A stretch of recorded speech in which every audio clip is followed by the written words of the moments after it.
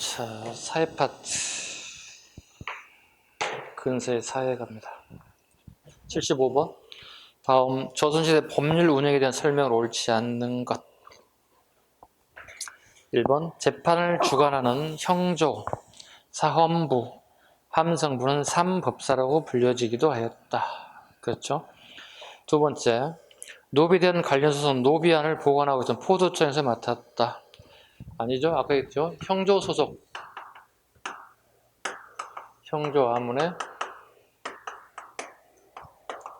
장내원에서 세조때 만들었다. 아까 장내에 먼저 뭐가 있었죠? 기억나세요? 세조 12년에 만든 게 변정원에서 장내원 명칭이 바뀌었다. 답은 2번이 되겠네요. 세 번째, 강상죄는 연자법이 적용되어 부명제 처자까지도 처벌하게 되었다. 강상죄 뭐죠? 성리학에 제도했던 그 제도를 인정하지 않는 것들, 즉 양반에 대한 모독죄들이라고 대표적으로 볼 수 있습니다. 양반의 모독죄들 대표적인 강상죄이다. 대신에 고려는 가장 엄히 다루는 죄가 뭐예요? 반대로? 불효죄입니다. 고려는 불효죄, 조선은 강상죄. 구분할 수 있어야 돼요. 4번 서울 지역에서 발생한 묘지와 토지에 관한 소송은 한성부에서 했다. 다르게 표현하면 한성부는 행정과 법률에 관련 두 가지 업무를 다 가지고 있었다. 즉 오늘날의 서울시죠. 한성부는 행정의 기능과 그 다음에 치안의 기능도 다 가졌다. 즉 법률적인 부분도 두 가지를 다 같이 가지고 있던 특징을 가지고 있다. 오늘날의 서울시장을 뭐라 불렀어요? 조선시대에? 오늘날의 서울시장. 오늘날의 서울시장을 뭐라 불렀을까요? 조선시대에? 한성부니까 한성 판윤이다 이렇게 불렀어요. 이것도 같이 좀 잡아주세요. 네. 한성 판윤이라 불렀다. 답은 3번이고 76번이요. 어렵지 않게 풀 수 있었던 부분이네요. 자, 다음 조선 전기 신분 제도에 대한 설명을 옳지 않은 것. 공노비는 유해잡직으로 불리는 하급 기술관직을 가질 수 있었다. 정확하게 맞죠? 네. 유해잡직. 반대 개념 윤회품관. 네. 문무에 관련되면 윤회품관. 기술직이죠. 유해잡직이니까. 기술직들 같은 경우에는 네, 이런 사람들이 갈 수 있었다. 공노비는 가능했다. 대표적인 사람은 알 수 있죠, 여러분들. 장영실, 부산의 공노비 출신. 네, 장영실. 우리 요즘 우리나라 대한민국에 장영실 상도 있지 않나요? 그죠? 네, 발명가로 유명한. 그 다음에 그림 이상자. 도화서의 대표적인 노비 출신의 하가. 노비가 하가 되고 노비가 네, 과학 관련된 일도 하게 되었다. 두 번째, 서를 경국조정에 의해 문과응시가 가능했지만 실제로는 제약을 받았다. 자, 이게 맞는 것 같이 생각되지만 틀린 지문이에요. 옳지 않습니다. 왜냐하면 15세기까지는 서울들이 응시가 가능합니다. 조선 초까지는요. 근데 우리 경국대전이 만들어지죠. 경국대전이 되면서 또 응시가 불가능해지죠. 법적인 부분이고, 경국대전 법이 만들기 전까지는 가능했지만 경국대전이 만들어지고 난 이후부터는 불가능해졌다. 서울을 경국대전에 문과 응시가 가능했지만 실제로 제약을 받았다. 틀린 지문입니다. 답은 2번이 되겠습니다. 지위가 높은 문무관원의 자손에게는 음서와 대가 등의 혜택이 있었다. 자, 음서에 관련된 부분, 조선의 음서제도 2품 이상이고요. 그 다음에 대가제라는 거 있다는 거. 이게 조선에 관련된 부분이고, 고려의 음서는 좀 다르죠. 5품 이상의 여기는 자재에 해당되는 거고 한해서 여기는 자재를 포함한 되게 광범위하죠. 뭐 자재, 뭐 조카, 그 다음에 사이 되게 광범위하게 주는 제도가 약간 다릅니다. 뒤까지는 좀 이거죠. 상품에 해당되는 고위 관료 자재가 계속 낙방해서 이것은 이 품은 국가적인 제도상에서 음수 혜택을 주는 거고 이건 왕의 특권이죠. 네, 왕의 특권으로서 대가제를 통해서 상품 이하의 자재에게도 관직에 나갈 수 있게끔 대가제라고 한다. 그 다음에 4번 국역 노동이 끝난 공장들은 시장을 상대로 필요한 물품들을 만들어 판매하여 이득을 취하기도 했다. 4번 지문은 공장 안에 대한 얘기죠. 공장은 국가에다가 납품의 의무가 있죠.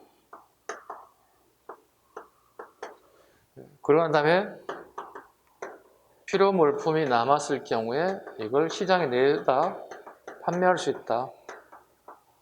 그리고 여기 수익이 생기고 이걸로 생계를 유지하게 되었다. 되게 안 좋은 제도죠. 어떤 특수한 물건을 잘 만드신 분들에게 국가나 지방자치단체 의무적으로 납품하게 만들고 생계를 유지하기 별도의 물건을 만들어서 시장에 내다 팔아야 되는 생계를 유지할 수 있는 부분. 되게 안 좋은 제도입니다. 이게 바뀐 게 언제 됩니까? 정조 때 가야 바뀌죠, 이 제도가. 그죠? 정조 때 가야 됩니다. 됐죠? 이 정도 충분히 이해할 수 있죠. 정조 때 뭐로 바뀌어요? 정조 때 뭐로 바뀌어요? 이 제도 하락했잖아요. 그래서 혁신적이잖아요. 이게 납포장 제도로 바뀌잖아요. 자, 이게 현물이잖아, 여기는. 응? 여기는 현물을 납부하는 거잖아. 근데 여기 뭐야? 포니까 현금이잖아, 여기는. 현물이고 여기는 현금을 납부한다는 거야. 납부한다. 뭐로? 포로. 옷감을 만드는 이거 현금이잖아. 이걸로 납부하게 된다. 이걸로 납부한다. 결과적으로 정조식이 무슨 제도 사라진다고 봐야 돼? 공장원 제도가 소멸됐죠. 폐지됐죠. 납포장 제도 때문에. 납포장 제도 때문에 등장하는 게 뭐죠? 공인이죠. 공인이죠. 공인이 등장하면서 뭐가 발달한다요? 선대제 숭업이 발달되죠. 선대제 숭업이 발달합니다. 그리고 공인들이 국가기관에 납품을 하죠. 이렇게. 그리고 공인들이 또 있어서 다른 게 도고죠. 네. 공인들이 물건을 만든 사람은 아니잖아요. 납품하기 위해서는 누군가가 물건을 만들어줘야 되잖아요. 장인들에게. 그래서 장인들이 부탁하죠.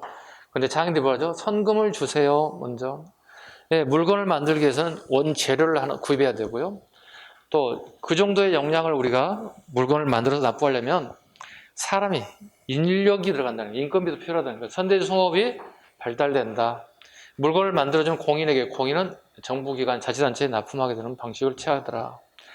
자, 그렇다면 또 실험 문제 옛날에 수능에 이런 것도 나왔단 말이야. 잘 봐봐. 이 대학 옛날 수능 시험에 되게 어려운 게, 즉 서울대학교 가려고 한 애들만 보는 시험에 되게 어려운 문제가 나오는데 공인이 돈을 잘 벌었을까요? 선대 수업을 하는 사람이 돈을 더 잘 벌었을까요? 어떤 사람이 더 이익을 더 많이 취했을까요? 물어본다고요. 어떤 게 더 많이 이익을 받습니다?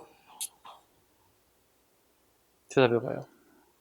이 사람이 돈을 더 많이 벌었을 것 같아? 이 사람이 돈을 잘 벌었을 것 같아? 공인. 오, 배웠어? 찍은 거야? 정답이야. 네. 공인이 훨씬 더 이익을 많이 봤어요. 책 자료에 이렇게 나옵니다. 선대숭업은 이렇게요. 이렇게 나옵니다. 납품기일을 맞추기 급급했다. 이익은커녕 납품기일을 맞추기 급급했다. 기록이 나오거든. 그럼 결과적으로 공인이 훨씬 더 많은 이익을 가졌다. 이렇게 물건을 주면 창고에다 물건을 이렇게 보관할 거거든. 그걸 이 도구에다 살짝 모르게 시장에다 판매를 해봤다는 거야. 시장에 판매했더니 이게 대박, 너무 잘 팔리더라는 거지. 그러면서 어떻게 이제 요 다음에 나타나는 게 사상이죠. 개인들이 영업 비즈니스를 통해서 돈을 많이 벌기 시작하는 사상들이 등장하죠. 부산의 내상, 그 다음에 서울의 경강상인, 그 다음에 개성, 송상, 평양, 대동강변에 버드나무 많다 해서 유상, 우주, 만상, 그다음에 내상하고 이거는 중개업 상업을 하고요.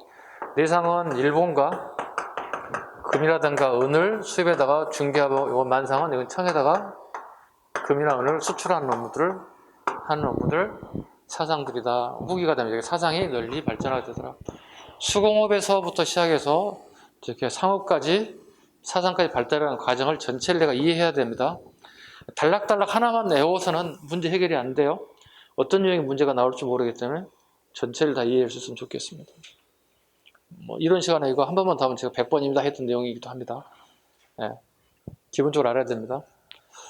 자, 됐습니다. 페이지 넘깁니다. 77번으로 갈게요.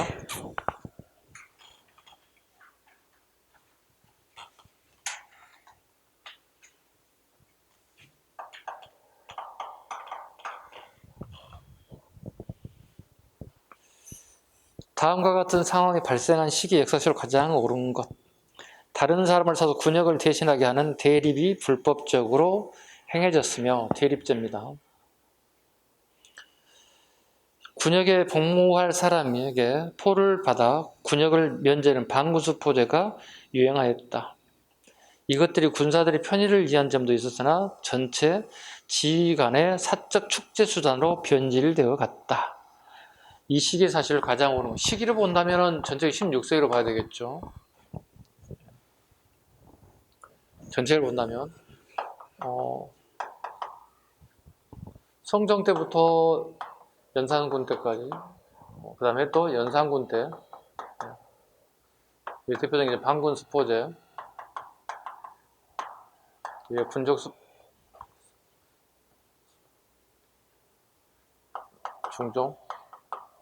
군적 수포제 이렇게. 방군 수포제, 군선 수포제. 두 개 다 뭐죠, 이건? 국가의 비리, 즉 군역 비리입니다. 남자들 군대 가는 비리를 갖다 저질렀다. 방군 수포제, 군적 수포제. 이건 이미 기출에 한번 떴죠. 네. 다음 군적 수포제가 시행됐던 시기 사실을 가장 옳은 것, 그럼 중종이거든. 중종 때 뭐가 있냐고 물어봤거든. 이때 기출 문제를 보면 이건 답은 1인 행실도가 만들어집니다.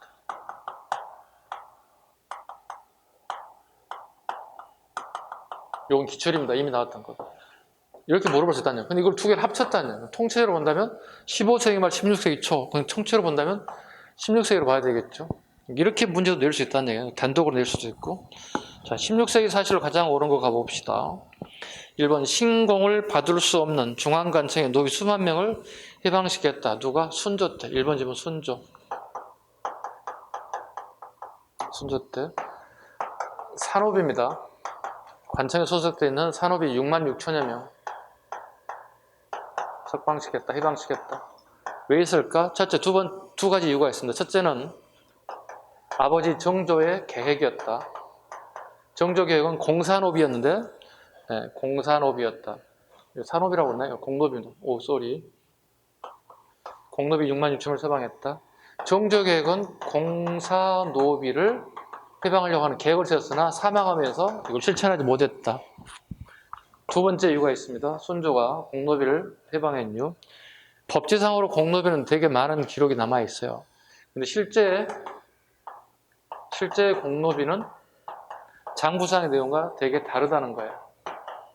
이미 도망간 노비, 도주한 노비들이 너무 많아졌어요. 도주한 노비를 다 누적상의 기록은 6만 6천 명이지만 실질적으로 의미가 없었다는 거야. 차라리 이럴 바엔 해방시켜줘서 차라리 양의 숫자를 증가시키는 게 훨씬 더 효율적이다 봤다는 거지. 왜? 양이 되면 어떻게 돼요? 군대 갈 사람도 숫자가 늘어나고 세금 거둔 출자도 되게 많아지기 때문에 국가적 이익이 더 좋다고 본 거지. 그래서 공노비 6만 6천을 석방했다. 두 가지 목적이 다 들어가 있다. 두 번째, 상공별공 진상을 현불 대신 쌀이나 돈으로 납부하게 되었다. 우리 이건 알다시피 강해운이잖아요. 17세기잖아요. 틀렸죠. 3번, 지방의 토나 부유한 집안의 자제들이 선무궁관포로 납부하게 됐다. 3번 지문은 시험에 너무 잘 나오는 부분이죠. 균역법이 시행되면서 자, 두 피를 거뒀던 것들이 한 피를 걷게 됨으로 해서 국방 비용이 부족한 상황이 발생됐다. 이걸 보완해야 되겠다. 그 보완책을 얘기하는 게 여기 나와야 됩니다. 세 가지가 있습니다. 올해도 나올 단독 문제가 나오든 선택 지문이 나오든 간에 이거 무조건 나오게 돼 있죠. 대동법, 균역법은. 첫 번째가 결작, 두 번째가 선무분간포죠. 그 다음에 잡세징수죠. 잡세란 선세, 염세, 선박세입니다. 이건 제가 줄줄줄 적지만 여러분도 줄줄줄 적을 수 있어야 됩니다. 결작은 토지 한 결당 2두씩 세금을 징수하는 방법. 이건 이게 새롭게 이렇게 성장한 부자들이 있어요. 부자들을 갖다가 협박해서 걷어들인 겁니다. 왜냐하면 앞으로 추후에 전쟁이라도 변란이 발생한다면 여러분은 그냥 일반 병이 아니라 장교로서 임명하겠다. 예, 약간의 뭐죠? 협박 비슷하게 돈을 걷어가는 방법들, 선무관법, 어디에게? 이제 부자들에게 돈을 걷어가는 방법을 택했다. 선세, 선박을 가진 사람, 염전을 가진 사람, 누구예요? 선세, 염세, 네. 어세, 선세, 염세, 선세, 염세, 그 다음에 어세, 어장을 가진 사람, 이런 사람들에게 세금을 걷어갔다. 그 다음 4번 서리들의 공물을 대신 내고 그 대가를 많이 챙기는 폐단이 발생됐습니다.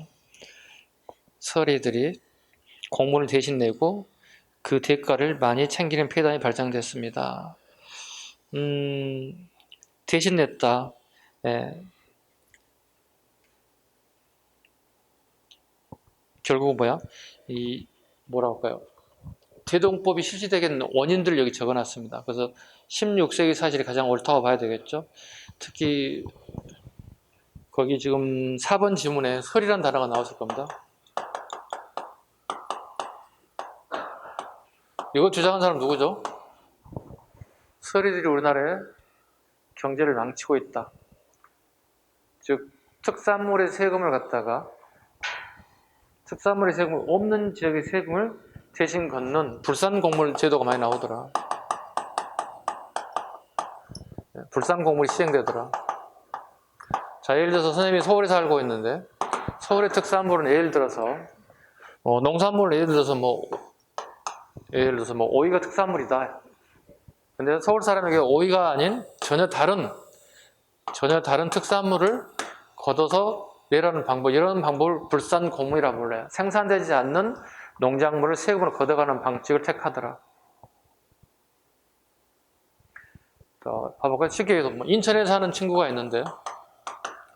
네.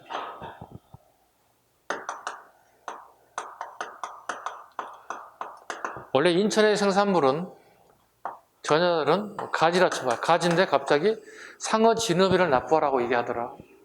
상어 본 적도 없는데 인천에 살면서 상어 지느러미는 도대체 어떻게 구합니까? 근데 이걸 공납업자들하고 대납업자들하고 누가 짜는 거 중앙에 있는 서리가 짝짝꿍이 돼서 세금을 징수하는 방법을 택하더라. 되게 엄청나게 이게 바가지 씌우는 거야, 쉽게 얘기해서. 바가지 씌우는 방법을 택하더라. 서리가 우리나라를 망하게 만들 것 같다. 이거 서리 망국 주장하는 사람 누구예요? 이거 시험에 나오면 틀리겠다. 남명조식이에요. 서리가 우리나라를 망하게 만들 것 같다. 서리 망국론, 남명조식이 주장하겠다. 그만큼 서리들이 부패했다는 것을 반증한다. 답은 4번이 되겠습니다. 자, 문제 78번 갑니다. 다음 조선주의 향약에 대한 설명으로 옳지 않는 것. 수업 시간에 계속 하죠. 자, 국가 중앙의 법은 뭐죠? 경국대전이 있다.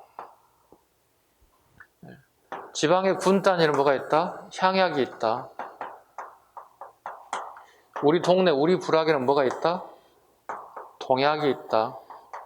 두 번째 향약제, 우리 군 단위의 자치법을 향약이라고 하는 향약에 대한 설명을 물어보고 있습니다. 옳지 않은 것. 일종의 자치법입니다. 지방자치법. 1번 덕업상권, 가실상교, 요석상교, 한난상교 등을 주요 강령어를 삼았다. 이게 일명 조광조가 들여온 여시향약의 핵심 내용입니다. 조광조에 중국에 들어온 여시향약의 핵심 내용이다. 두 번째, 서원과 더불어 향촌사에서 살림의 질을 강화시키는 데 역할을 하게 되었다. 그렇죠. 왜? 이걸 만든 사람이 누구죠? 제지사족이잖아요. 지방의 권력을 가진 사람들, 재력을 가진 사람들이 자기네 임의의 법을 만들었어요. 3번, 영남지방에서는 이향이 만든 예안향약을 표본으로 삼은 향약입니다. 예, 이향의 예안향약, 안동입니다. 그 다음에 추가해야 되겠죠. 이도 있죠, 이. 해주향약, 서원향약.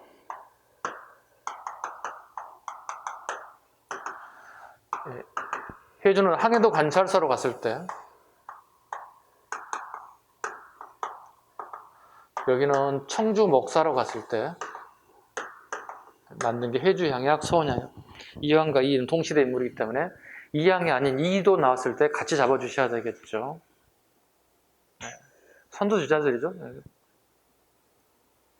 조광조 주장했다. 이향과 이에 대해서 이에 의해서 뭐죠? 향약이 널리 보급됐다 이런 표현을 써요. 이건 맞아요. 이향과 이에 의해서 향약이 널리 보급되기 시작했다 이런 질문 맞습니다. 4번 오가 작통제를 중심으로 그 지역의 풍속 교화와 유지를 담당했던 향촌 자치 조직이었다. 그 오가 작통제는 뭐냐면 세금이에요. 세금 걷어들이고 부역을 징수하는데 그 역할을 했던 게 오가 작통제지, 그걸 확보하기 위해서 만든 거지 향약하고 전혀 관련이 없습니다. 됐죠? 그 다음에 4절 근세의 문화 79번으로 갈게요. 갈수록 속도를 제가 높이고 있어요. 따라오셔야 됩니다. 빨리빨리 따라오셔야 됩니다. 근세의 문화. 다음 조선시대 통치 기록에 대한 설명을 옳지 않는 것. 역대 국왕의 언행을 본보기로 삼기 위해서 태종 때부터 국조부방을 편찬했다. 아까 잠깐 언급드렸죠. 세종대왕이에요. 태종 들어가지 않습니다. 국조부방을 편찬한 사람 세종, 세조, 숙종, 정조 여기에 해당됩니다. 이 사람들이 국조보강 그러니까 전임 왕들의 선정, 잘한 정책만 뽑아서 모았다. 국조보강을 만든 이유가 뭐라고요? 후대 왕들이 뭘 보지 못하게끔 조선왕조 실록을 보고 싶어 한다고. 우리 아버지 어떻게 기록했지? 우리 할아버지 어떻게 기록했지? 보고 싶어 한다고. 이걸 보지 못하게끔 만든 게 국조보감이었다. 국조보감을 편찬하게 되었다. 1번 지문이 틀립니다.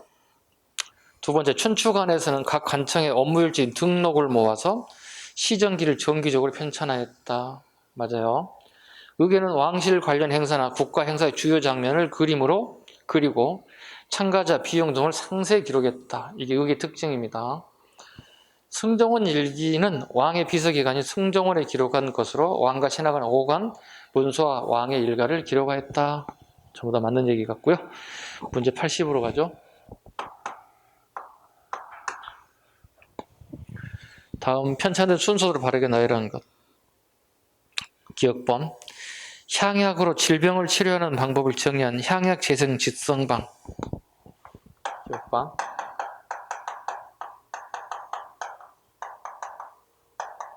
되게 길죠? 몇 글자죠? 향약 7글자네요. 네. 이건 조선 초 태조 때 시작했던 게 정종 때 완성된 걸로 보고 있죠. 학자별로 조금씩 다르게 표현하기 때문에 일단 앞에 가기 때문에 큰 문제는 없습니다. 태조가 돼도 상관없고 정종이 돼도 상관없습니다. 이거보다 더 먼저 나온 게 고려시대 향약 구급방이 제일 먼저입니다. 우리 고려말께 가장 빠르죠. 됐죠? 향약 재생 직성방 7글자가 됐습니다. 두 번째, 민간의 풍속이나 인물, 역사, 지리, 문학 등을 기록한 용제총화를 편찬하였다. 용제총화. 중종 때입니다. 이거 우리 시험에 잘 다루지 않는 건데 이렇게 나오게 되면 여러분들이 되게 어려워집니다. 네. 난이도 올라갔다는 써놓은 것은 분명히 한 번씩 더 복습을 하라는 취지니까 잘 기억하시기 바랍니다.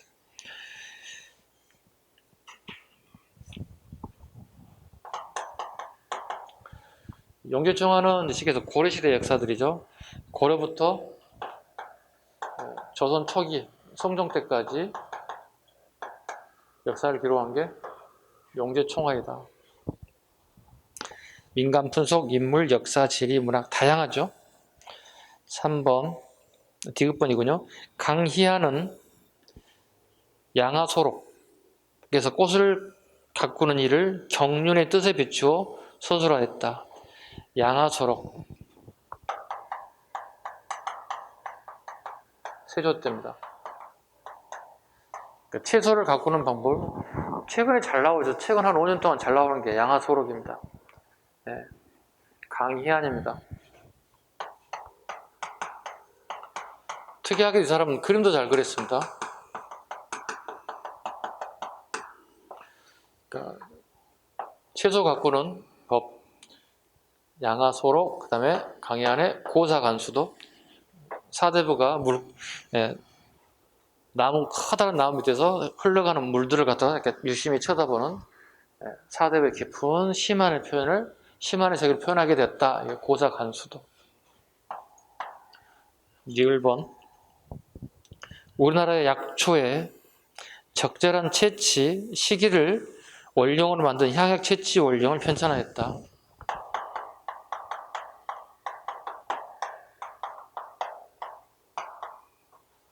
이거 세종대왕입니다. 7글자, 6글자가 나왔죠. 이렇게.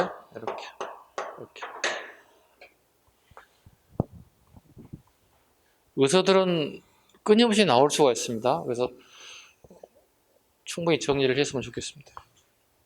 별도의 시간을 또 의서만 나온 게 있으니 그때 또 하겠습니다. 그래서 답은 2번이 되어야 되겠습니다. 81번 조선시대 성리학에 대한 얘기.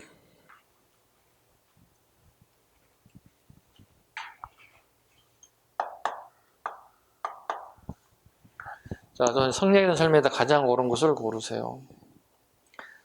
자, 1번 서경덕은 태허설에서 우주 공간에 충만하여 있는 원기를 형이상학적 대상으로 보고 그 기의 본질을 태어라 했다.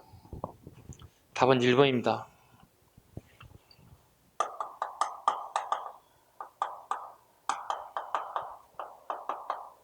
서경덕 호가 하담입니다.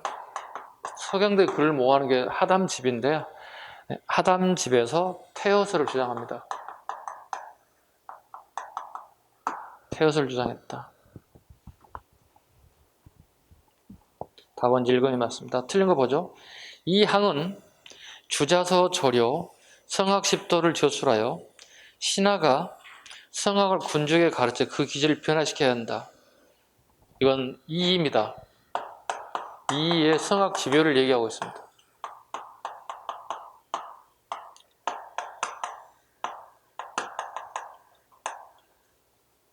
성학 10도죠. 이건 타율성을 얘기하는 거죠.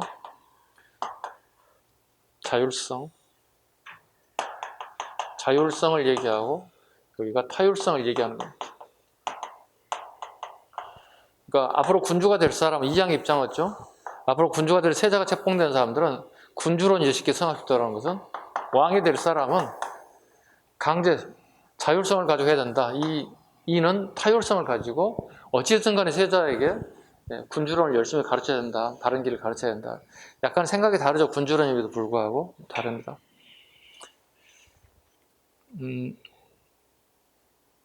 이양의 주자서 서련은 맞습니다. 주자서 서련 이양이 맞는데 그거 뒤에 계속 틀렸죠. 성학 10도가 아니라 성학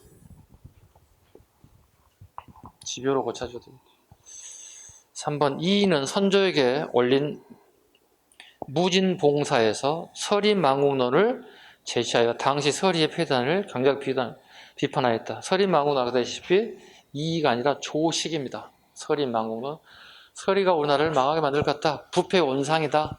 공납업자들하고 짜고 엄청난 부패를 저지르고 있다. 서리란 뭐죠? 중앙에 있는 하급 관리입니다. 4번. 이의와 기세성은 사단 칠종을 논쟁을 벌였다. 이의가 아니라 이항이죠. 4번 질문은 이황과 기세성이죠. 32세 되는 해에 이항의 제자가 돼서 사단 칠정 논쟁을 하게 되었다. 인의 예지와 인간이 느낀 7가지 감정을 얘기했다. 이항 선생은 이기이원론을 주장하더라. 이항 선생이.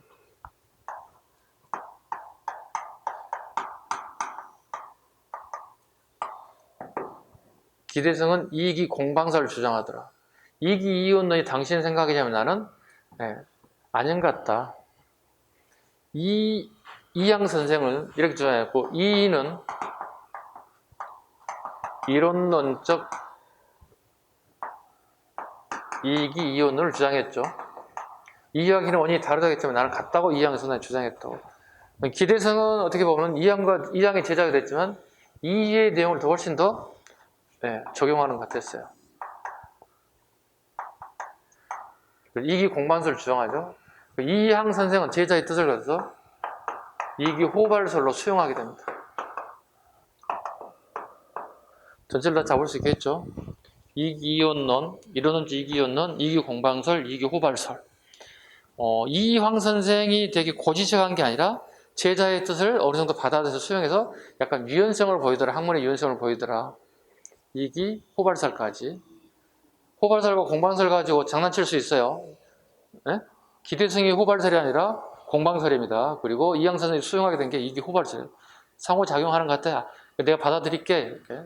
나의 뜻은 노신하이긴 하지만 노학자이긴 하지만 이걸 수용하더라. 82번 가보겠습니다. 다음 조선시대 한양의 도시개혁과 궁궐에 대한 설명에도 옳지 않는 것. 자, 드디어 이제 한양에 대한 얘기가 나왔습니다. 이게 나올 수 있어요. 최근에 우리 한양에 대한 문제, 궁궐에 대한 문제 끊임없이 나오고 있어요. 자, 1번 각 궁궐이 처음 건축된 순서는 경복궁. 맞죠? 태조 이성계. 그 다음에 창덕궁, 태종이죠. 개성으로 갔다가 다시 한양으로 재천도했는데 경복궁이 너무 초라하게 보이는 거야. 본인이 이제 왕이 되다 보니까. 그래서 만든 게 창덕궁, 태종입니다. 그 다음에 창경궁, 여기는 성종입니다. 성종 때 창경궁을 만든 이유는 할머니, 그러니까 대양대비 마마, 할머니 두 분이 계세요. 살아계시면 그분들을 모시게 만든 게 창경궁이었다.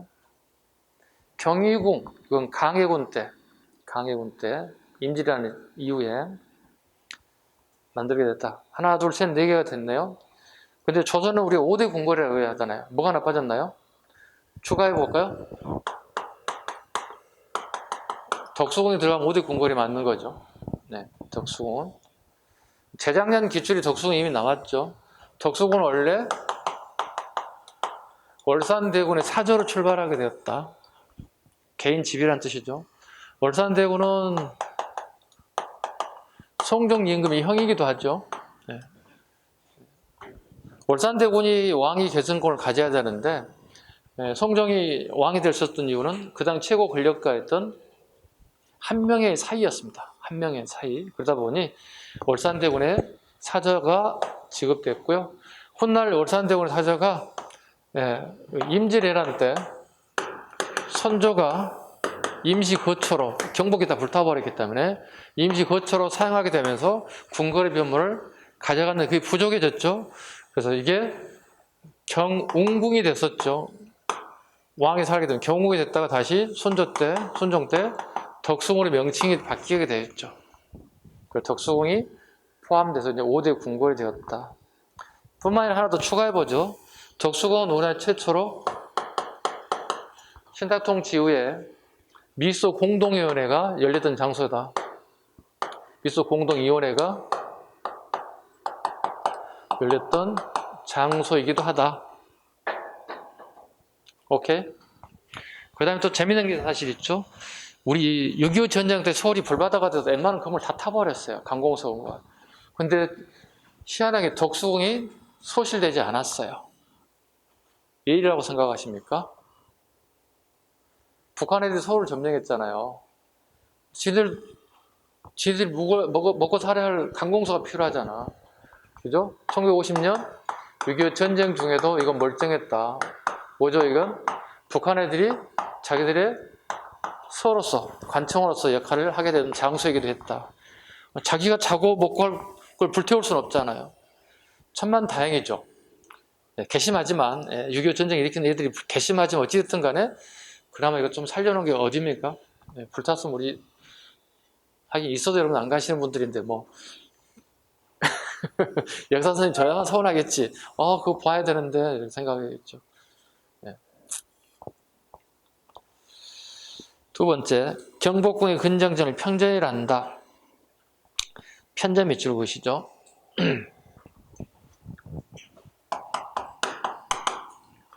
사정전을 편전이라고 합니다.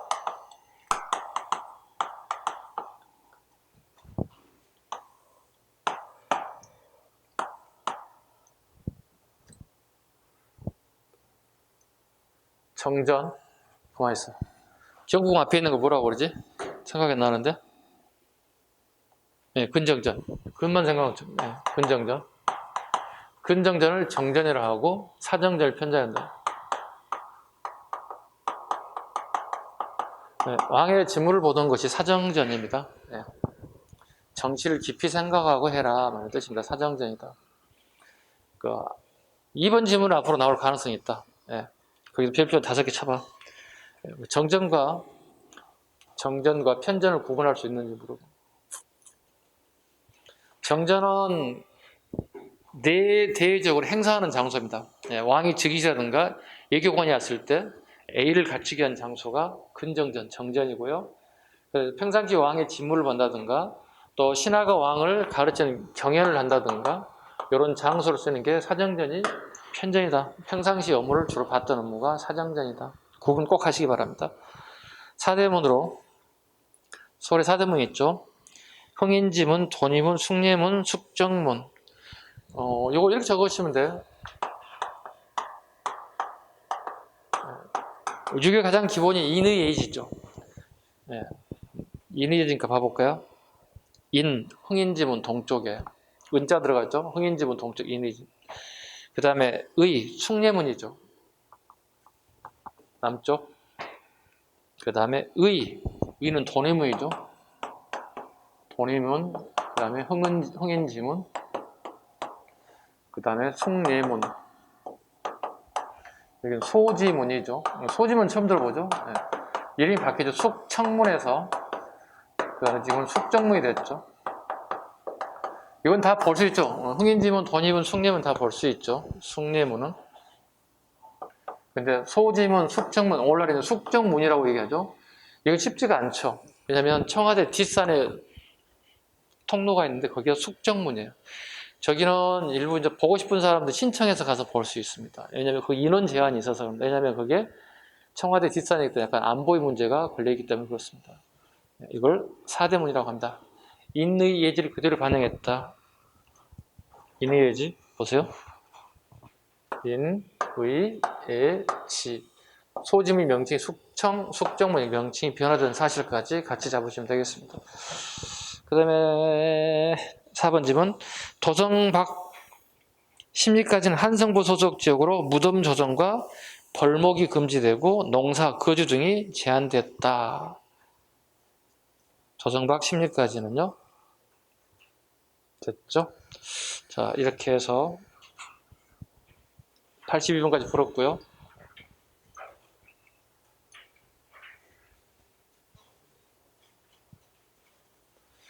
이어서 근대사의 태동으로 가겠습니다.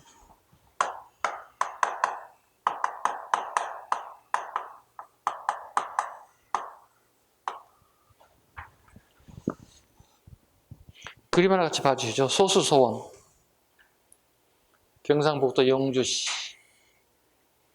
연역 중종 때 풍기공수 주세붕이 안양을 모시게 했었다. 중종 밑줄을 오시고 주세붕 밑줄 오시고 안양 밑줄 오십니다. 처음으로 성략을 가져오신 분이기 때문에 기념하기 위해서 만든 서원입니다. 그리고 정종 48년에 백운동 서원을 건립하게 되었다. 그리고 명종 5년에 명종 임금으로부터 소수서원으로 사액됐다. 소수원도 밑줄 보여야 되겠죠. 사액. 사액이란 국가로부터 운영비를 전적으로 다 지급받는 겁니다. 운영비란 게 뭐가 있겠습니까? 토지, 노비, 책을 줍니다. 토지와 노비와 책을 준 걸 우리 사액서원이라. 뿐만 아니라 특혜가 있습니다. 면세, 면역의 특혜가 있습니다. 적어놓습니다. 면세와 면역의 특혜. 분명히 사설 학원이기 때문에 이익이 되는데도 세금을 내지 않습니다. 면세, 세금을 면제, 면역, 거기에 다니는 학생들 면역, 군대 안 갑니다. 그렇게 되면 어떻게 되죠? 서울은 박 터지겠지. 군대 안 갈 수 있는 곳이 있을까? 얼마나 좋겠어. 그죠? 이런 특혜를 가질 수 있는 혜택을 가졌다. 이게 사액서원이 됐다. 소수서원이 됐다. 됐죠? 그 서원의 기능도 알아두셔야 돼. 서원의 기능이 뭘까? 서원의 기능이 뭘까? 두 가지를 볼 수 있죠. 선현의 제사, 학생들을 가르치는 교육기능 두 가지를 가지고 있습니다. 이해 가셨죠? 내가 이양 선생으로 교육을 받게 됐다. 그러면 또 이양 선생님이 돌아가셔야 한다. 이양 선생님이 돌아가신다면 이렇게 제사를 지낼 수 있는 공간도 만들어졌다. 입회를 모시고. 네. 자기를 가르친 선생님들 제사 지내는 게 그 당시 가장 최고의 애우를 지키는 거였다.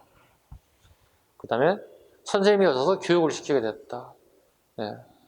이거 무슨 교육을 합니까? 서울에서? 과거 시험 준비죠. 네, 지방에서. 네. 근데 이게 엄청나게 숫자가 최대 증가했던 시기는 어느 시기다? 숙종 시기에 서원 숫자가 최대치를 이루게 됐다. 숙종 시기에 그러면 최대치를 이뤘다는 얘기는 숙종 때 무슨 일이 가장 커질까요? 붕당이 최대치를, 붕당이 최고 치열했다. 그 결과 숙종 시기에 이 붕당의 결과가 한국을 치닫는 사건으로 발전되기 시작하더라. 결코 좋은 취지에서 안 좋은 상황으로 발전돼 가는 과정들이더라. 네. 그래서 어떻게 해요? 영조 때 서원을 상당수를 갖다가 폐지시키죠. 그 다음에 또 있습니다. 그 다음에 세도 정치 시기에 또 문란해지죠.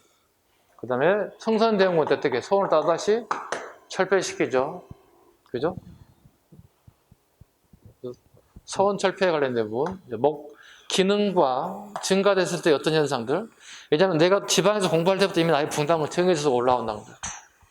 붕당이 정해지고 과거에 좀 합격한 다음에 서울에 올라와서 중앙에서 내가 동이면 독인으로 가야 되고 서인이면 서인으로 가야 되고 남이면 남인, 북이면 북인으로 가야 된다면 선택권이 없다는 거지. 선택을 잘못하게 되면 어떻게 정혜일처럼 산문난적으로 지탄을 받고 결국은 역모에 휘날리게 돼서 죽음을 맞이하게 됐다. 이해 가셨죠? 네. 이런 사람. 자, 서원에 대한 얘기 잠깐 언급드렸습니다. 서원이 지금은 우리가 문화재로서의 가치가 있지만 예전에는 어떻게 정치적 기능이 되게 컸다는 겁니다. 문제가 커졌겠죠. 자, 정치적 내용을 보겠습니다. 83번으로 가겠습니다. 페이지 넘겨보세요. 문제 83번입니다.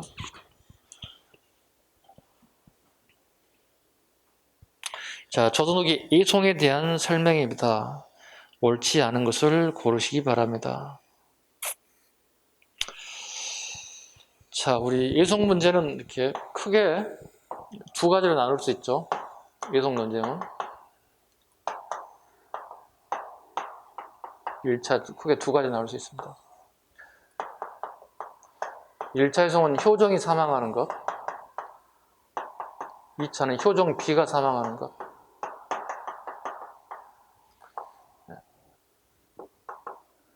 장례를 친 사람 누구죠? 현정이죠. 현정인데 1차 예송 때 보겠습니다. 서인의 생각과 남인의 생각. 2차 예송 때 서인의 생각과 남인의 생각이 다르죠. 현정이 지나치는데 아직도 누가 살아있습니까? 자의 대비가 살아계시죠. 자의 대비는 현정을 본다면 할머니입니다. 즉 나이 차가 많이 나지 않는 할머니입니다. 아버지 효정도 아니고 인조의 계비입니다. 이게 자의 대비입니다. 인조가 조건한다면 자의대로 책봉되죠. 인조의 계비가 살아계시다. 자기가 나이 차이 많이 나지 않는 계비가 살아계시는데 이 자의 대비가 복상 문제가 걸려있다. 복상 문제를 몇 년을 입어야 할 것인가? 서인과 남의 생각이 다르다는 겁니다. 1차 예송 때 서인의 생각이 무엇일까요? 서인은 1년입니다. 1년상을 지내야 된다. 즉 이분이 1년 동안 옷을 입고 있어야 한다는 얘기가 되는 거예요. 여기는 뭐죠? 3년을 입어야 된다. 이 싸움이에요. 지금 왜 이런 짓을 하고 있을까요? 이 복상 문제가 있을까요? 자, 봐봐.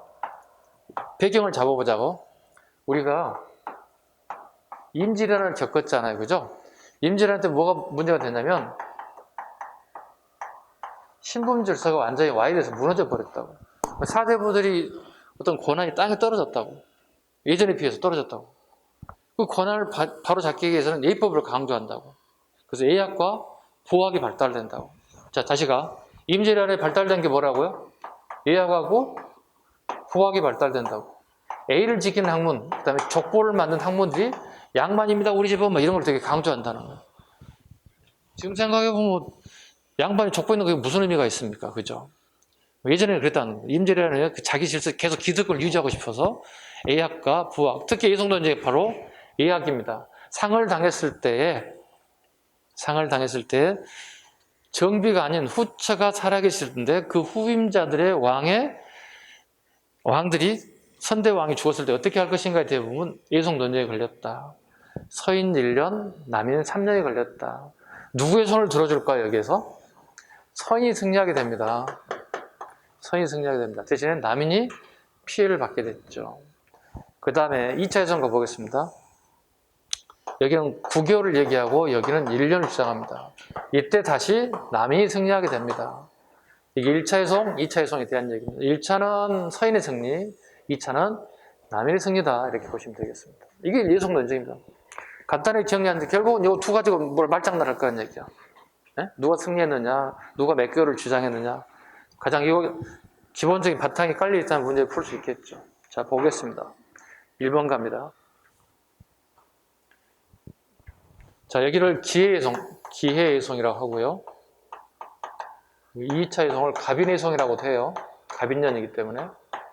또 이렇게 첨자면 1차, 2차를 중차면 좋겠는데 기해 갑인으로 갔을 경우 대비해 보셔야 되겠죠. 자, 1번 질문이 곧 그거죠. 갑인예송에서 기해 갑인, 여기죠. 2차 예송이죠. 갑인예송에서 남인의 자의 대비 조씨가 9개월 상복을 입어야 한다고 주장하였습니다. 반대로 되어 있죠. 지금 현재. 답은 1번이 되어야 되겠습니다. 옳지 않습니다. 2번 기해예송에서 서인의 주장대로 자의 대비 조씨가 효정을 1년복을 입은 것으로 결정되었습니다. 결국은 서인의 승리죠. 3번 기해예송의 효정이 사망하자 자의 대비 조씨가 상복을 3년복으로 입을 것인가 1년복을 입을 것인가 둘러싸운 싸움이었다. 맞죠? 갑인에서는 효정비가 사망하자 자의 대비 조씨가 상복 1년을 복으로 입을 것인가 9개월 복을 입을 것인가 둘러싸고 다 많은 질문 1번 질문이 틀린 질문이 되겠죠. 요거 쓸 수 있으면 돼. 시험장 혹시 나오거든. 이런 식의 문제가 나오면 무조건 쓰면 돼. 84번 가겠습니다.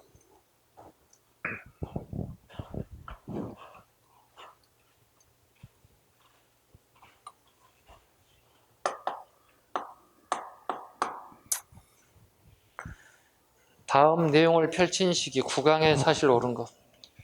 적극적인 북보론들 의영청을 원래 군사가 7,000명이었습니다. 2만 명을 확대했대요. 이 정도만 가지고도 풀 수 있어야 돼. 의영청 나오면 무조건 효정 인구입니다. 의영청을 북벌의 본영으로 삼았다. 군사 7,000명에서 도박이 3개를 늘렸다. 대략 2만여 명으로 숫자가 확대되었다. 효정임금에 대한 얘기입니다. 자, 풀어보죠. 문제 안에, 사료 안에 중요한 게 또 떠 있네요. 충청도, 전라도, 대동법 이것도 밑줄 그어야 돼. 예. 충청도, 전라도에 대동법을 실시했다. 왜 실시할까요? 이분은 돈이 필요해요. 북벌운동은 돈이 많이 들어가거든. 그래서 대동법을 실시했다. 그 다음에 문제를 풀어보겠습니다. 옳은 것. 하멜이 가져온 조총의 기술을 활용하여 서양식 무기를 제조했다. 예, 잡아주셔야 돼요. 하멜 나옵니다. 효정 얘기하면. 하멜. 효정의 아버지 인조태어는 벨테브레이. 일명 박연이라고 그러죠. 네. 이 두 사람 다 네덜란드인들입니다. 네. 중국에서 일본으로 건너간 도중에 제주도중에서 배가 함몰되게 되면서 제주도에 잡혔던 인물들, 벨테브레, 외국인들, 조선시 외국인들 물어볼 때 가장 앞에 나와야 할 인물들입니다. 벨테브레이, 하멜. 그래서 조총을 만들 수 있는 기술이 있어서 조총을 만드는 데 역할을 하게 되었고, 근데 하멜은 결국은 유배를 가죠. 전라도 강진을 유배 갑니다. 이유는 청나라 사신들이 서울에 와서 외국인들이 눈에 띄었을 경우에 의심을 받을 수 있다. 혹시 니네 무슨 일을 하려고 이렇게 외국인들 잡아놓는 거 아니야? 이렇게 의심을 받을 수 있다. 그 의심을 없애기 위해서 강진을 유배 보냈다. 우리는 자, 유배 보는 게 끝이 아니라 참 우리 역사적 관점을 다시 한번 되짚어 본다. 무슨 문제가 발생되냐면 저 좋은 지식인들을, 기술자들을 유배를 보내서 소진해야 되겠느냐.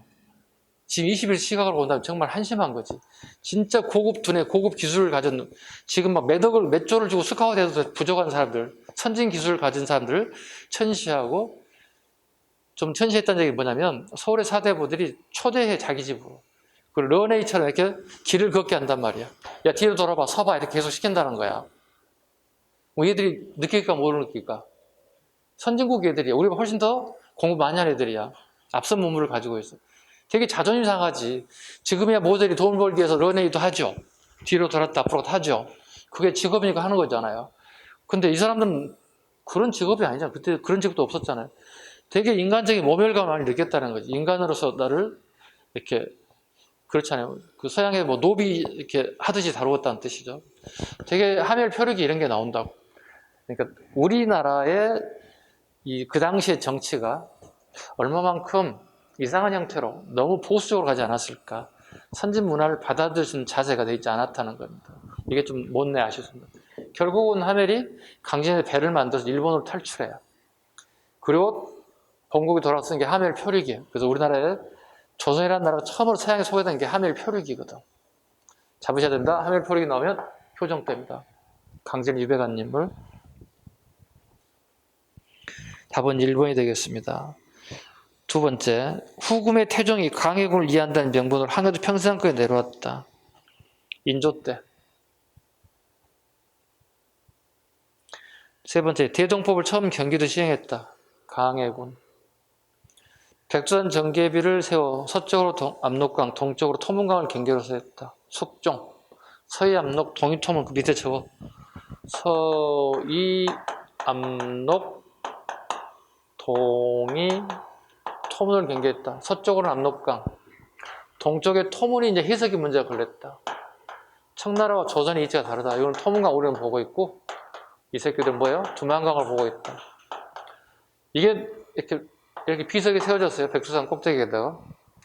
숙종 때는 문제가 없었다고. 오케이? 숙종 때 세운 이건 문제가 없었다. 근데 문제는 고종 때 청나라 애들이 간도를 개발할 터이니 우리 조선인들을 전부 다 빼달라고 얘기합니다. 이때 고종 때 문제가 발생. 왜? 우리나라의 역사는 간도가 우리 땅에 생각하고 있는 거야. 그래서 간도에 관리사도 파견하고 여러 가지 조치를 취했음에도 불구하고 이때 처음으로 트러블이 생기게 되다. 청과 조선이. 오케이? 숙종 때는 문제 없습니다. 서해암록 동해토문 때문에. 이걸 세우게 된 이유는 아시죠? 삼삼 때문에. 백두산의 특산물이 삼삼이라고. 1년 농사 열심히 지면 찬산 한 뿌리 값이라는 얘기야. 1년 농사 뼈 빠지게 고생하는 보다 차라리 백두산에 오늘 10만이 통해서 10만원 키부터 신바다에서 어떻게 1년 농사를 보는 거니까 훨씬 더 많은 사람들이 백두산에 가서 산삼을 캐기 혈안이 되었다. 그러다 충돌이 일어났다.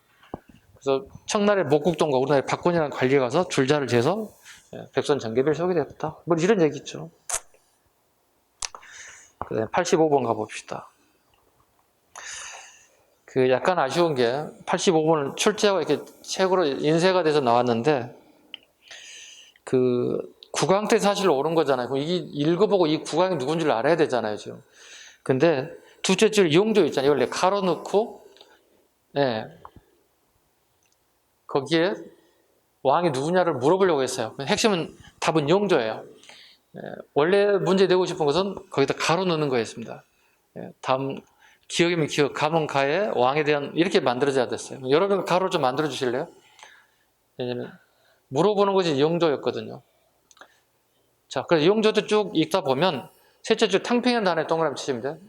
탕평책을 처음 실시한 사람은 숙종이지만 지금 탕평비라는 걸 만들었다고, 탕평이라는 단어하고 그 다음에 쭉 끝에 줄에 쌍거호대 밑줄고 봐요. 쌍거호대. 이게 용조입니다. 쌍거호대 행적은 나올 때가 졌어. 지금 출제한 거거든요, 실은. 올해 시험집에 나오겠다 싶어서 만든 게 쌍거호대라는 단어입니다. 쌍거호대는 위에서 있습니다. 예를 들자면 영의정이 노론이면 나와 있어요. 영의정이 노론이면 자의정은 무조건 소론으로 임명하는 방법. 또 반대로 이조 판서를 임명하는데 노론은 이조 판서라면 노론. 이조 참의를 갖다가 한다면 소론. 이런 식으로. 그러니까 한 개 정당에 몰빵해 주는 게 아니라 A, B를 따로따로 만들어진 방식을 택한 걸 쌍거호대 방식이다. 중국에서 가져온 방식이라는 뜻입니다. 중국에서도 붕당 정치를 안화할 목적으로 만든 게 쌍거호대 정치를 펼쳤는데 용조가 펼쳤다는 겁니다. 자, 일단 답은 용조인데 여러분이 알아야 할 단어는 무조건 쌍거호대다. 그래서 가장 필요한 단어는 쌍거호대다. 옳지 않은 거 보겠습니다. 붕당의 근거지 서원을 정리했다. 맞습니다. 아까 잠깐 언급드렸죠? 여기 있습니다. 용조 때 서원을 정리했다. 서원 정리하면 무조건 용조 아니면 흥선되고 골라낼 수 있어야 된다. 두 개를 좁혀줄 수 있으니까. 그 다음에 두 번째, 준론 탕평책했다. 탕평책 중에 용조는 안론 탕평책, 정조가 준론 탕평책이다. 어쩌 이거? 네, 선생님 초등학교 친구 이영환이, 중학교 친구 정준이, 안론 탕평. 이건 주로 노론의 벽파자를 쓰는 겁니다. 애시당초 말 잘 들은 애들 쓴다는 얘기야. 부드러울 안자를 썼다는 얘기야. 노론은 자기 살 사람들이잖아. 봐, 정조는 준론 탕평책이지. 벽파 말고 시파가 있죠. 시파는 아버지 누구야? 아버지 사도제를 따랐던 사람들 시파라 불렀다고. 시파가 이뤄왔다는 거예요. 그 다음에 경기 남인 일부 소론들이 준론 탕평책에 포함된 인사들이다. 안론 탕평책, 준론 탕평책. 답은 2번이 되겠습니다. 틀렸습니다. 균역법 시행, 이건 무조건 나온다고 보고요. 용조 때. 조선 통신사 같은 조엄 밑줄 긋습니다. 일본에서 고구마를 들여왔다. 실은 일본 정확하게 얘기하면 대마도입니다. 일본 본토에 갔다가 대마도에 머물렀다가 날짜를 보고 일기 좋을 때 건너와야 되거든. 고구마를 들여와 제주도와 부산에서 재배하기 시작했다. 고구마 나오면 항상 나오는 게 감자가 나와야 돼. 밑에 감자 저거. 감자는 일본이 아니라 청에서 들어왔습니다. 그래서 감자를 충청도와 전라도에서는 앞에 북자를 넣어서 북쪽에 갖다 해서 북감자는 용어를 써요. 앞에 북자 하나 살짝 넣어봐. 여러분들 외우기 좋게끔. 우리가 남과 북을 처음에 북쪽은 청나라잖아. 그 당시에. 남쪽에 일본 대마도에서 온 것은 고구마다. 이렇게.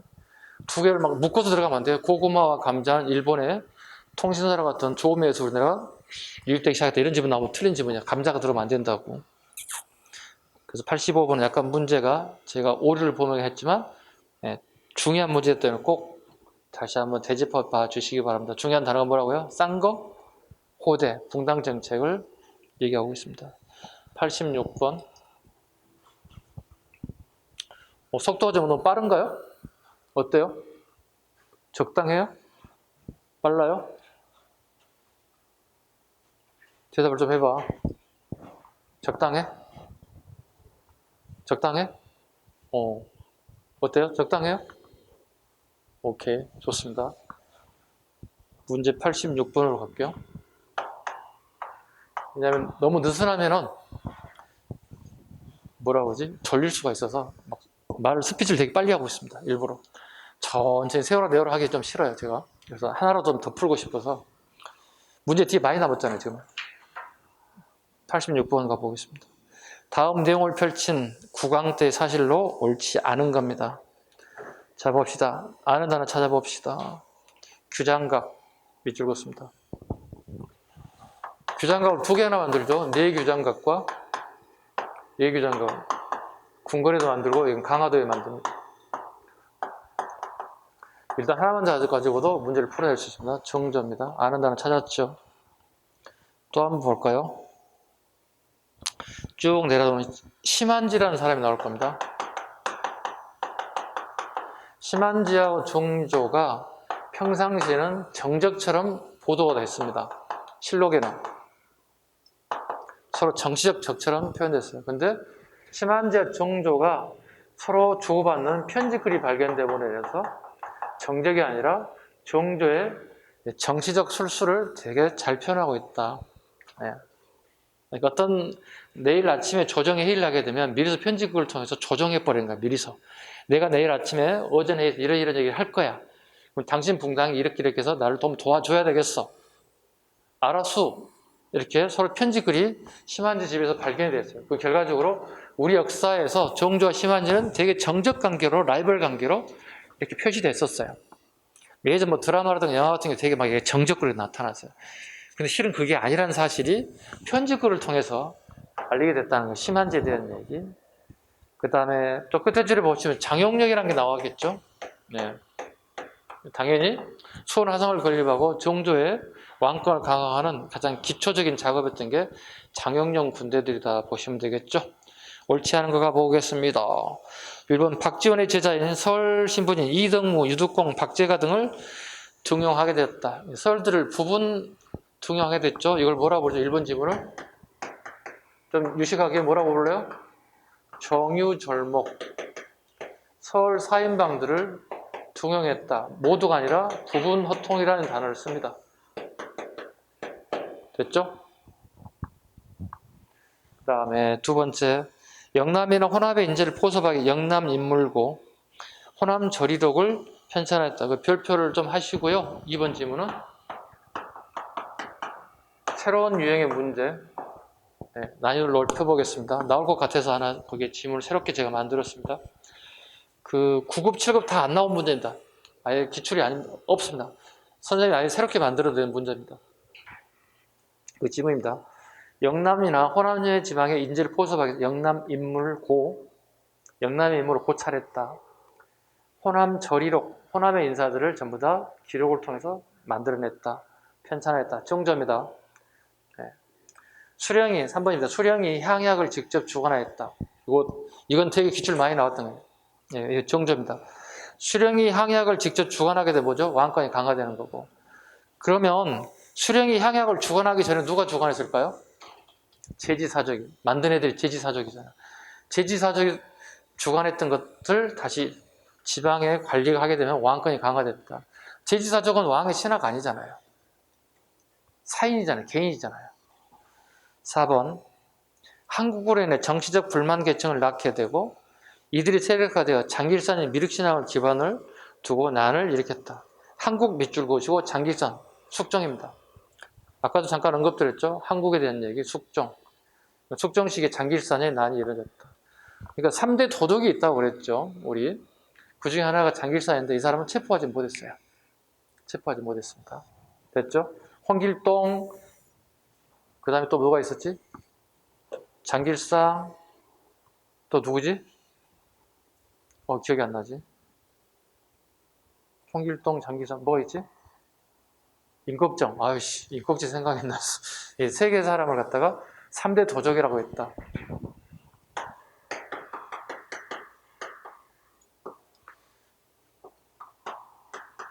임꺽정, 홍길동, 장길상.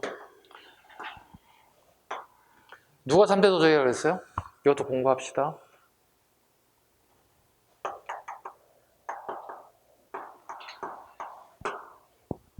성호 이익이 이렇게 기록했다고. 성호 사설에. 성호 이익 선생이 우리는 3대 도적을 기록했다.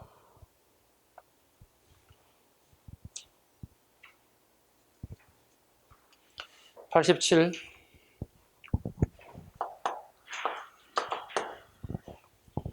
다음 내용을 펼친 구강태의 사실 옳지 않는 것.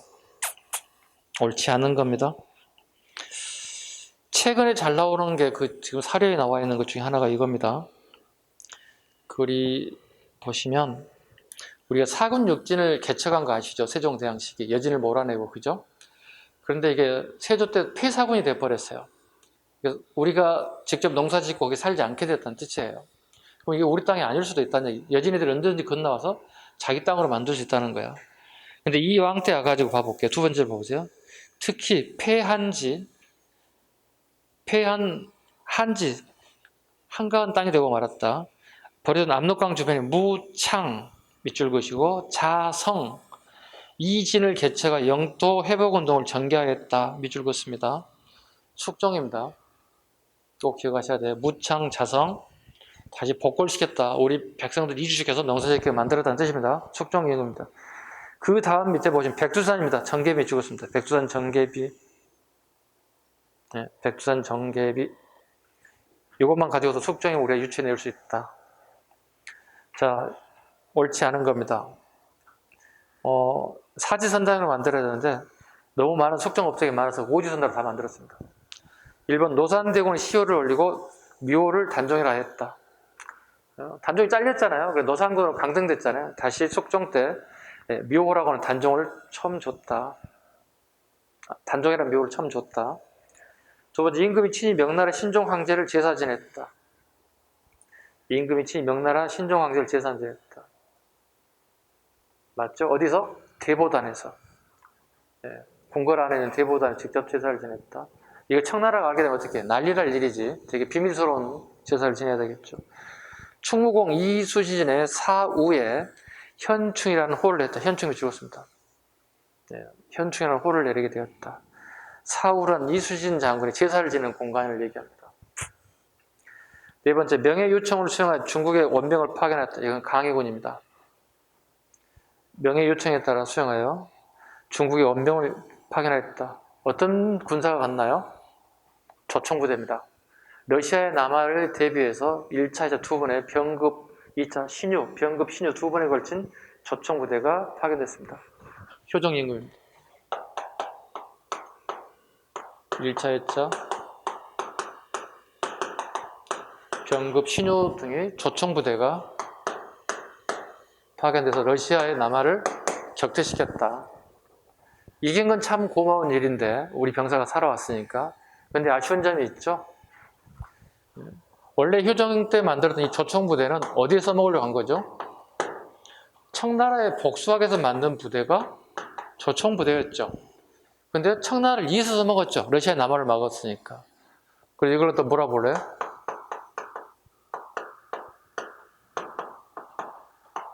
명분론의 입에다 이런 표현을 쓰는 거예요. 서인들이 그렇게 중요하게 생각한 게 명분론이거든. 우리 명나라가 우리를 임진왜란을 도와줘 우리가 구해졌기 때문에 우리 명나라를 위해서 살아야 된다. 이게 명분론인데 대래 명나라를 멸망시키 청나라를 위해서 써먹었다는 거. 이거 명분이 입에 드는 거지. 그렇게 좀 강조했던 명분론이 입에 든다를 보시면 돼요. 답은 4번. 북벌정신을 담은 열폭병풍의 방대한 욕의 감방제도를 제사가 있다. 이건 7급 최근 기출 적어놔 옆에다가. 7급 최근 기출이다. 필요할 것 같아서 하나 더 붙여놨습니다. 제가. 선생님은 뭐 7급, 9급 온갖 기출 다 보거든요. 그러니까 이거 좀 가져와야 되겠다. 제가 만든 게 아니고 좀 약간 차용했습니다. 이 지문은요. 답은 3번이 되고요. 88번 문제가 되겠습니다. 17세기 이후에 발생한 사실을 선후관계로 묶었습니다. 보겠습니다. 문제 88번. 자, 보겠습니다. 1번 소현세자와 봉임대군 희망의 인질로 끌려갔다. 소현세자 봉임대군 인질로 끌려갔습니다. 이거 병자호란의 결과입니다. 병자호란의 결과입니다.